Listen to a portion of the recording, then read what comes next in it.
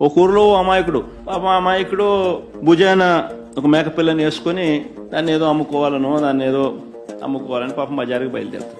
ఇంట్లో నుంచి గడప దాటుతానే ఒకడొస్తాడు. ఒకడొచ్చి నీ కుక్క బలే బాగుంది అని అంటాడు. అమాయకుడు అనుకుంటాడు, ఇందిరా అబ్బాయిది, నేనేమో మేకపిల్ల వేసుకొని పోతా ఉన్నాడు, మెడలో నా భుజాన, ఈయనేమో కుక్క పిల్ల బాగుందని అంటాడు ఏంది అని చెప్పి, లేదయ్యా ఇది మేకపిల్ల, ఇది కుక్క పిల్ల కాదు అని చెప్పి చెప్తాడు. ఆ నుంచి ఇంకో 4 అడుగులు ముందుకేస్తాడు. ఆ వీధి టర్నింగ్ దిగేసరికి ఇంకొకటి ఎదురవుతాడు. ఇంకోటి ఏమంటాడు, అరే నీ కుక్క పిల్ల చాలా తెల్లగా ఉంది, చాలా బాగుంది అంట, ఎక్కడి నుంచి తెచ్చుకున్నావు అని.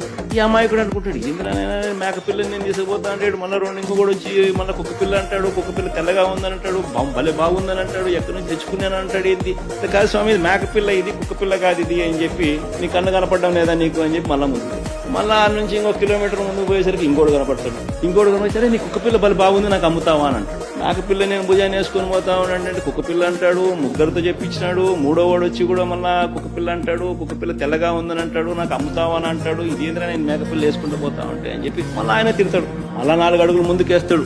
4వ వాడు కనిపించేసరికి ఏమంటాడు, కుక్క పిల్లని ఎందుకయ్యా నువ్వు మెడలో వేసుకొని పోతా ఉన్నావు, నువ్వు భుజాన్ని వేసుకొని పోతా ఉంటావు, పక్కన నీతో పాటు నడవమంటే నడవదా అంటాడు. దాంతో ఏమంటాడు ఆ అమాయకుడు, పాపం నా కళ్ళకి ఏమన్నా అయిందా, నా మనిషికి ఏమన్నా అయినా అని చెప్పి మేకపిల్లని తీసి ఆడేసి, నాకు మేకపిల్ల వద్దు, నాకు ఈ కుక్క పిల్ల వద్దు అని చెప్పి పోతాడు. కరెక్ట్ గా చంద్రబాబు నాయుడు గారు రాష్ట్రాన్ని ఆర్గనైజ్డ్ క్రైమ్ పద్ధతిలో ఏ రకంగా తాను నడుపుతా వస్తున్నాడు అన్నదానికి నిదర్శనం ఇది. ఫస్ట్ వ్యక్తి పేరు చంద్రబాబు, 2వ వ్యక్తి పేరు దత్తపుత్రుడు, 3వ వ్యక్తి పేరు బీజేపీలో ఉన్న తన వదినమ్మ, తన మధ్య. 4వ వ్యక్తులు ఎవరు అంటే ఓ ఈనాడు, ఓ ఆంధ్రజ్యోతి, ఓ టీవీ5, ఎల్లో మాఫియా. రాష్ట్ర ప్రజలు ఆ అమాయకులైతే మేకపిల్లేమో మన రాష్ట్రం.